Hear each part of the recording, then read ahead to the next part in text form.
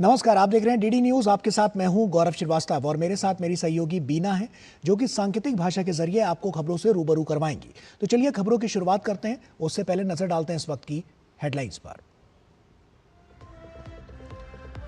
नारी शक्ति वंदन सम्मेलन।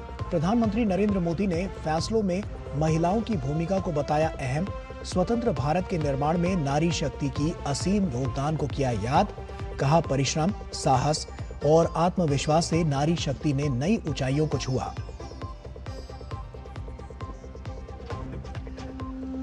पश्चिम बंगाल और तमिलनाडु में चुनाव प्रचार के राजनीतिक अखाड़े में सभी दलों ने दिखाया पूरा दमखम। भाजपा के वरिष्ठ नेता अमित शाह ने पश्चिम बंगाल में भरी हुंकार। घुसपैठियों को देश से बाहर निकालने की कही बात। प्रधानमंत्री नरेंद्र मोदी तमिलनाडु में भाजपा कार्यकर्ताओं से करेंगे संवाद।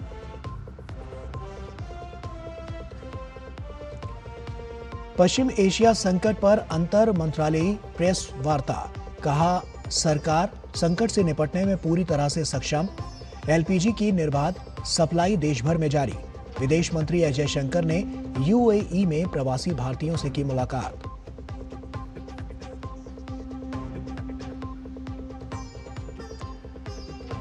आरजेडी प्रमुख लालू यादव को लगा सुप्रीम झटका। जमीन के बदले नौकरी मामले में सुप्रीम कोर्ट में लालू यादव और उनके परिवार के खिलाफ दर्ज एफआईआर रद्द करने की याचिका खारिज।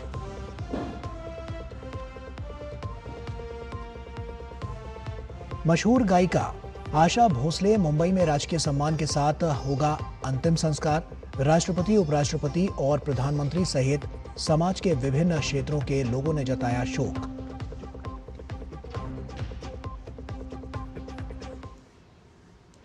और आइए अब शुरुआत करते हैं।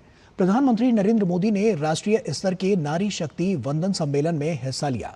उन्होंने इस अवसर पर सभा को संबोधित भी किया। कार्यक्रम में विभिन्न क्षेत्रों की प्रख्यात हस्तियों और उपलब्धि हासिल करने वाली महिलाओं ने हिस्सा लिया। इसमें सरकार, शिक्षा जगत, विज्ञान, खेल, उद्यमिता, मीडिया, सामाजिक कार्य और संस्कृति जैसे विभिन्न क्षेत्रों की प्रतिनिधि शामिल हुई। ये सम्मेलन भारत के विकास पथ को आकार देने में महिलाओं की अधिक भागीदारी के प्रति प्रतिबद्धता को सुदृढ़ करने के उद्देश्य से आयोजित किया गया। कार्यक्रम के दौरान निर्णय लेने की प्रक्रियाओं में महिलाओं के अधिक प्रतिनिधित्व के महत्व पर बल दिया गया। प्रधानमंत्री ने कहा कि देश के विकास यात्रा के पड़ावों के बीच भारत 21वीं सदी के सबसे निर्णयों में से एक निर्णय लेने जा रहा है। प्रधानमंत्री नरेंद्र मोदी ने नारी शक्ति वंदन को महत्वपूर्ण बताया। उन्होंने कहा कि सरकार का निर्णय नारी शक्ति को समर्पित है। देश की विकास यात्रा के इन अहम पड़ावों के बीच भारत 21वीं सदी के सबसे बड़े निर्णयों में से एक निर्णय लेने जा रहा है।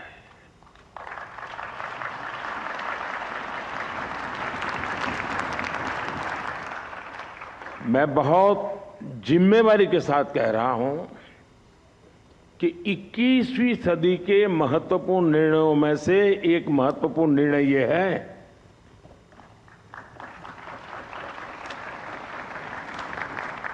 ये निर्णय नारी शक्ति को समर्पित है।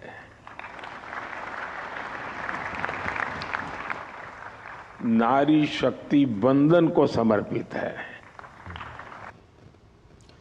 और वहीं प्रधानमंत्री नरेंद्र मोदी ने कहा कि मौजूदा समय में राष्ट्रपति से लेकर वित्त मंत्री तक अहम पद महिलाएं संभाल रही हैं। पीएम ने कहा कि उन्होंने देश की गरिमा को बढ़ाया है। हमारे देश में राष्ट्रपति से लेकर प्रधानमंत्री तक महिलाएं जहां भी रही हैं, उन्होंने अपनी अलग लेगेसी बनाई है। इस समय भी हमारे देश में राष्ट्रपति जी से लेकर वित्त मंत्री तक ऐसे अहम पद महिलाएं ही संभाल रही है। उन्होंने देश की गरिमा और गौरव दोनों को बढ़ाया है। और वहीं केंद्रीय गृह मंत्री और भाजपा के वरिष्ठ नेता अमित शाह ने पश्चिम बर्धमान में एक जनसभा की और ममता सरकार पर जोरदार हमला बोला। उन्होंने कहा कि बंगाल को घुसपैठ से मुक्त कराना है तो टीएमसी सरकार को हटाना होगा। अमित शाह ने ममता बनर्जी पर आरोप लगाया कि एक तरफ ममता दीदी बीएसएफ को 600 एकड़ जमीन तक नहीं देती, वहीं दूसरी तरफ वो बीएसएफ पर ही घुसपैठ कराने का आरोप लगाती हैं। ममता दीदी ने 600 एकड़ भूमि जो बीएसएफ को चाहिए वो नहीं देती, क्योंकि बाढ़ लगाने का काम पूरा न हो और फिर बीएसएफ के जवानों पर आरोप लगाती है कि वो घुसपैठ करा रहे हैं।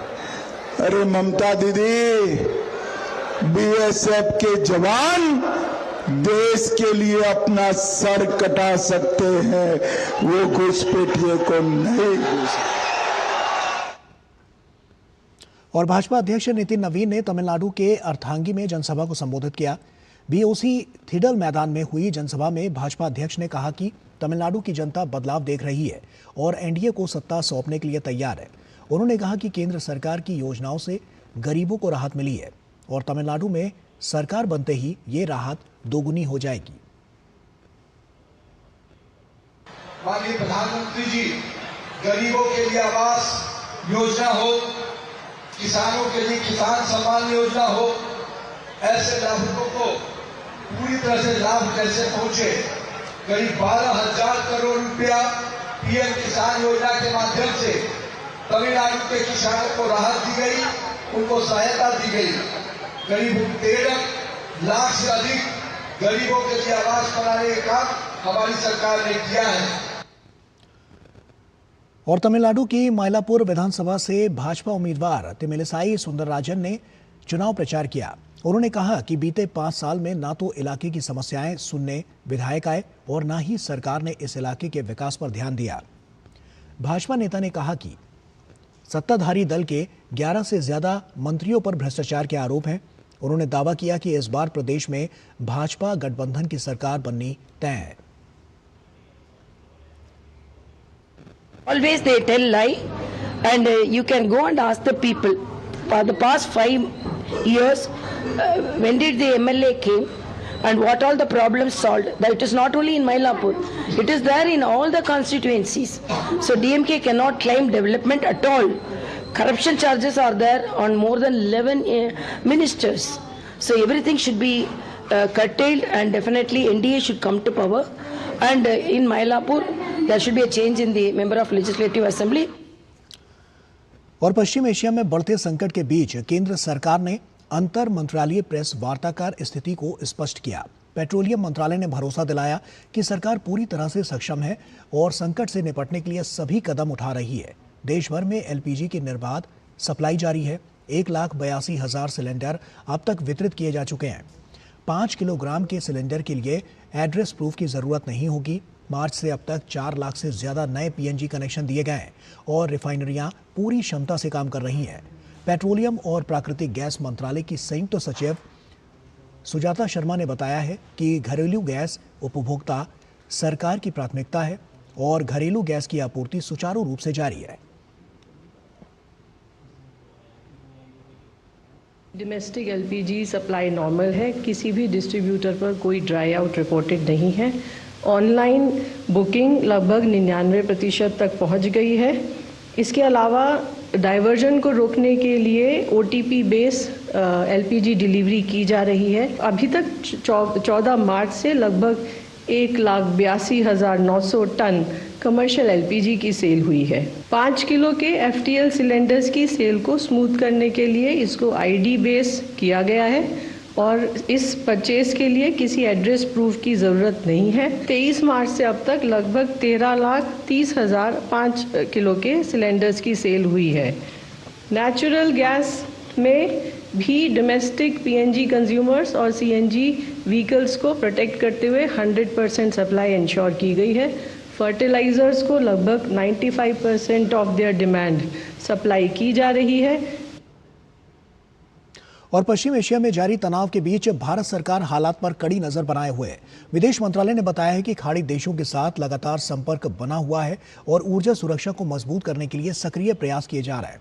सरकार ने यह भी स्पष्ट किया है कि भारत अपनी ऊर्जा जरूरतों को सुरक्षित रखने के साथ साथ पड़ोसी देशों की सहायता के लिए भी आगे आ रहा है। विदेश मंत्रालय ने बताया है कि विदेश मंत्रालय के उच्च स्तरीय प्रतिनिधिमंडल ने 11 से 12 अप्रैल को यूएई का दौरा किया, जहां विदेश मंत्री एस जयशंकर ने प्रवासी भारतीयों से मुलाकात की और उनकी सुरक्षा को लेकर सरकार की प्रतिबद्धता जताई। On 11th April, External Affairs Minister had a conversation with the Deputy Prime Minister and Foreign Minister of UAE. The conversation focused on the evolving regional situation and its implications. External Affairs Minister conveyed deep appreciation for ensuring the well-being of the Indian community in the UAE. He also expressed confidence that India-UAE comprehensive strategic partnership will advance further. External Affairs Minister also had a meeting with Indian community members. He spoke about GOI's efforts towards their well-being amidst the West Asian conflict.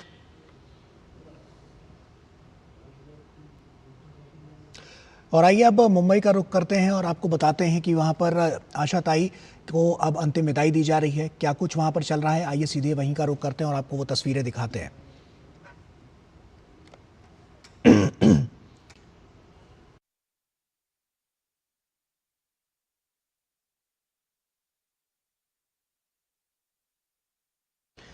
तो ये तस्वीरें हम आपको मुंबई से दिखा रहे हैं। आशा भोसले जो कि अब हमारे बीच नहीं है, उनको ये अंतिम विदाई दी जा रही है और शिवाजी पार्क मुंबई से ये सीधी तस्वीरें हम आपको दिखा रहे हैं। आशा भोसले एक नाम जो सिर्फ संगीत नहीं बल्कि भारत की सांस्कृतिक आत्मा की धड़कन बन चुका है। भारतीय संगीत जगत में अगर वर्सेटाइल ऊर्जा और अमरता की बात हो तो आशा भोसले का नाम सबसे ऊपर आता है। हर किसी की चहेती, हर कानों में मिश्री और शहद की मिठास घोलने वाली आवाज़ अब खामोश हो गई है। हर आंख नम है, हर मन उदास है। दिग्गज गायिका आशा भोसले का अंतिम संस्कार आज मुंबई के शिवाजी पार्क में राजकीय सम्मान के साथ किया जा रहा है। उनका पार्थिव शरीर अंतिम दर्शन के लिए उनके मुंबई निवास कासा ग्रैंड में रखा गया था, जहां नेता, बॉलीवुड सितारे, संगीत प्रेमियों समेत हजारों लोग उन्हें श्रद्धांजलि दे रहे हैं। आशा भोसले के निधन से देश भर में शोक की लहर है। पद्म विभूषण से सम्मानित 92 वर्षीय आशा ताई ने कल मुंबई के ब्रीच कैंडी अस्पताल में अंतिम सांस ली। आशा ताई के निधन के साथ भारतीय संगीत की वो बहुरंगी आवाज़ हमेशा हमेशा के लिए खामोश हो गई, जिसने संगीत की हर शैली को अपनी अनूठी गायकी से अमर बना दिया। संगीत जगत को समृद्ध करने वाली आशा ताई ने न सिर्फ हिंदी सिनेमा बल्कि कई भाषाओं में अपनी पहचान बनाई और हर दौर के साथ खुद को नए रूप में ढालते हुए हर पीढ़ी पर अमिट छाप छोड़ी। आशा भोसले एक ऐसी कलाकार जिसने अपनी शख्सियत और अपने गीतों में जीवन के प्रति गहरा प्रेम समेट रखा। ऐसा प्रेम जिसमें उल्लास भी था, पीड़ा भी थी, मिठास भी थी, कसक भी, अपनापन भी था और समय के साथ मिलकर आगे बढ़ने का साहस भी। उनके जाने से भारतीय संगीत का एक पूरा युग मौन हो गया। तो उनके अंतिम दर्शन के लिए, अंतिम विदाई के लिए तमाम गणमान्य लोग यहाँ पर पहुँच रहे हैं और उन्हें श्रद्धा सुमन अर्पित कर रहे हैं। ये तस्वीरें आप देख सकते हैं शिवाजी पार्क मुंबई से।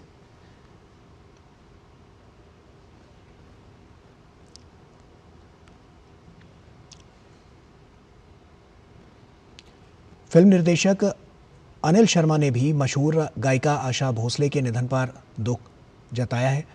उन्होंने कहा है कि वे एक उत्कृष्ट कलाकार, गायिका के साथ एक बेहतरीन इंसान भी थी। उन्होंने उनके निधन पर गहरी संवेदनाएं भी व्यक्त की हैं।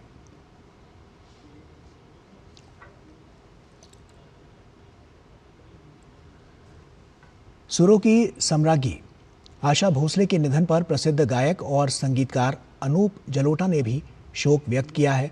उन्होंने कहा है कि आशा जी को कभी भुलाया नहीं जा सकता। वे फिल्म संगीत में प्लेबैक सिंगिंग की एक मजबूत स्तंभ थी।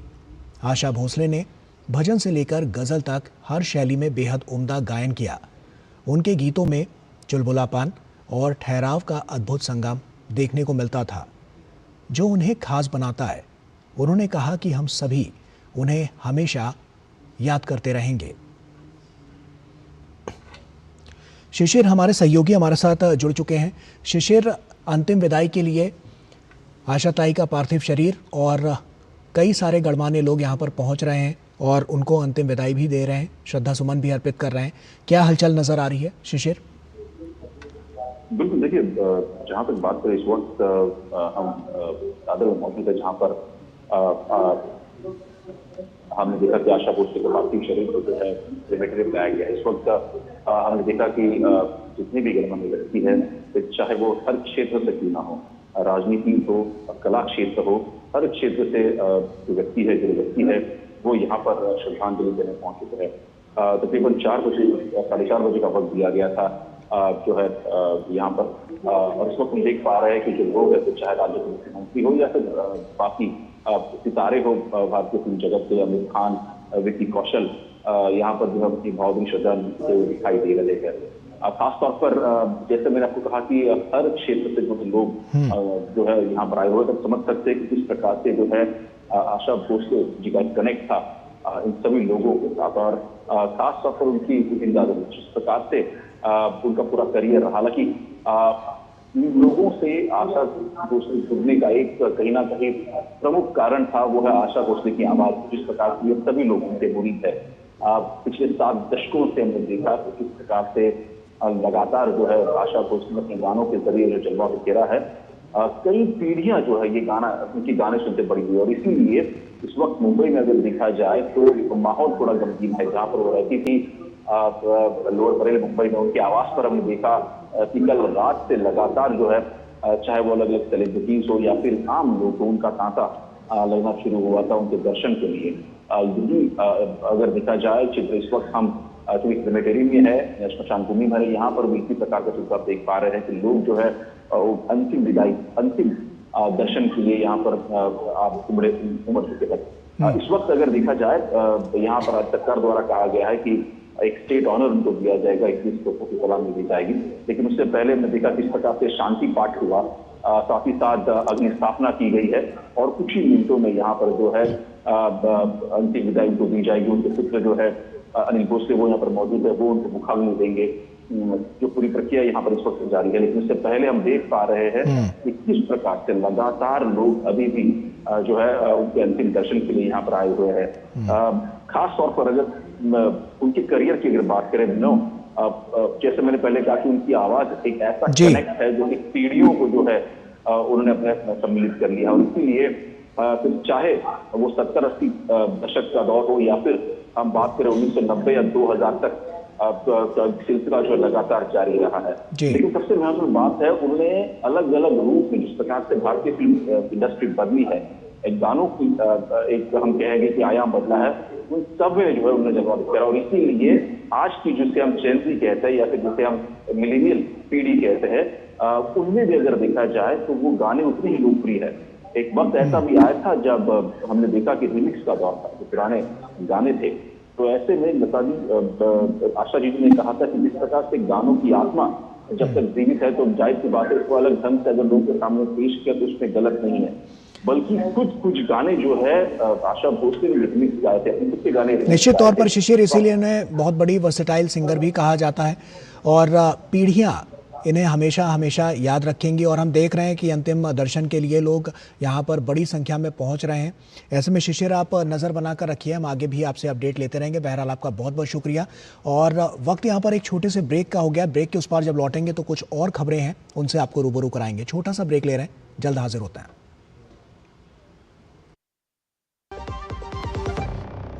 जब धरती चीर कर निकलता है लोहे का पत्थर और मिलता है मोंगिया के जोश से, फिर तपता है, पिघलता है और बनता है फौलाद। अब होता है सरिया सारी खूबियों के साथ। मोंगिया स्टील, मजबूत देश का मजबूत सरिया। जरा सी हंसी दुलार जरा सा, the taste of India. जरा सी अंदर प्यार जरा सा, the taste of India. यही तो अमूल है स्वाद इंडिया का, यही तो अमूल है, taste of India, taste of India, taste of India.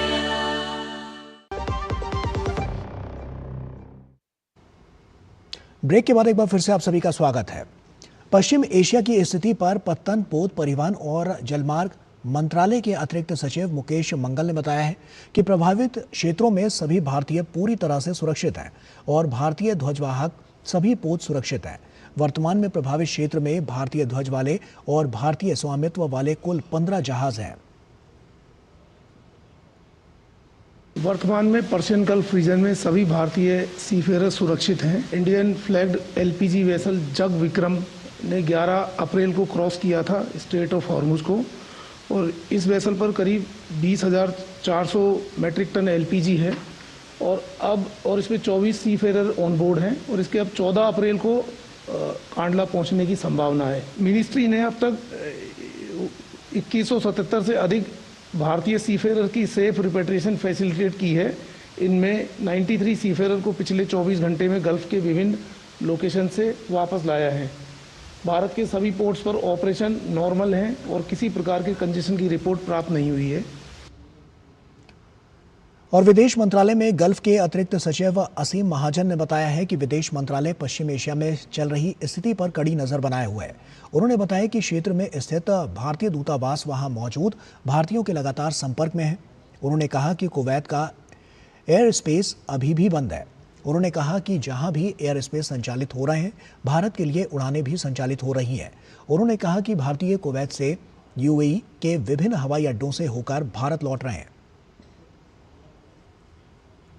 Flights continue to operate from the region to India from countries where airspace is open. Since February 28th, around 927,000 passengers have travelled from the region to India. Airlines continue to operate limited non-scheduled commercial flights based on operational and safety considerations between UAE and India. Around 100 flights are expected to operate from the UAE to India today. Flights are operating from various airports in Saudi Arabia and Oman to different destinations in India.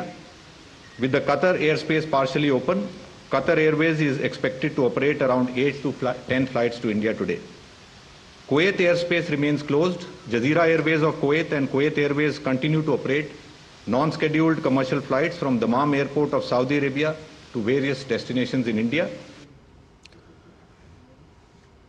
और असम सरकार ने supreme court में याचिका दायर कर Telangana high court के उस फैसले को चुनौती दी है जिसमें कांग्रेस नेता पवन खेड़ा को 1 हफ्ते की ट्रांजिट अग्रिम जमानत दी गई थी। असम पुलिस ने पवन खेड़ा पर मानहानि, जालसाजी और आपराधिक साजिश का केस दर्ज किया है। ये मामला पवन खेड़ा द्वारा असम के मुख्यमंत्री हिमंता बिस्वा शर्मा पर और उनकी पत्नी पर कई विदेशी पासपोर्ट रखने और विदेशों में छिपी संपत्ति का आरोप लगाए जाने के बाद दर्ज किया गया है। सुप्रीम कोर्ट ने जमीन के बदले नौकरी घोटाले में आरजेडी सुप्रीमो लालू यादव को बड़ा झटका दिया है। सुप्रीम कोर्ट ने इस मामले में सीबीआई द्वारा दर्ज केस को रद्द करने से साफ इनकार कर दिया, जिससे ये स्पष्ट हो गया है कि मामला अभी खत्म नहीं हुआ है और आगे ट्रायल जारी रहेगा। लालू प्रसाद की तरफ से ये दलील दी गई थी कि प्रिवेंशन ऑफ करप्शन एक्ट की धारा 17A के तहत जांच शुरू करने से पहले सरकारी मंजूरी लेना जरूरी था। इस पर कोर्ट ने कहा कि ये दलील पूरी तरह से खारिज नहीं की जा रही है, बल्कि इसे ट्रायल कोर्ट में उठाया जा सकता है। यानी अब इस मुद्दे पर निचली अदालत में विस्तार से बहस होगी। वहीं जांच एजेंसी का कहना था कि ये नियम केवल उन अधिकारियों पर लागू होता है जो सरकारी निर्णय लेने या उसे लागू करने की भूमिका में होते हैं। इसीलिए इस मामले में इसकी ज़रूरत नहीं थी, लेकिन अदालत ने यह भी संकेत दिया कि एजेंसी की ये दलील उसके केस को कमज़ोर कर सकती है। हालांकि लालू प्रसाद यादव के लिए राहत की बात यह है कि सुप्रीम कोर्ट ने उन्हें निचली अदालत में व्यक्तिगत रूप से पेश होने से छूट दे दी है, जिससे उन्हें कुछ राहत मिली है। और इसी के साथ फिलहाल इतना ही। पूरी टीम को दीजिए इजाजत। आप बने रहिए डीडी न्यूज के साथ। नमस्कार।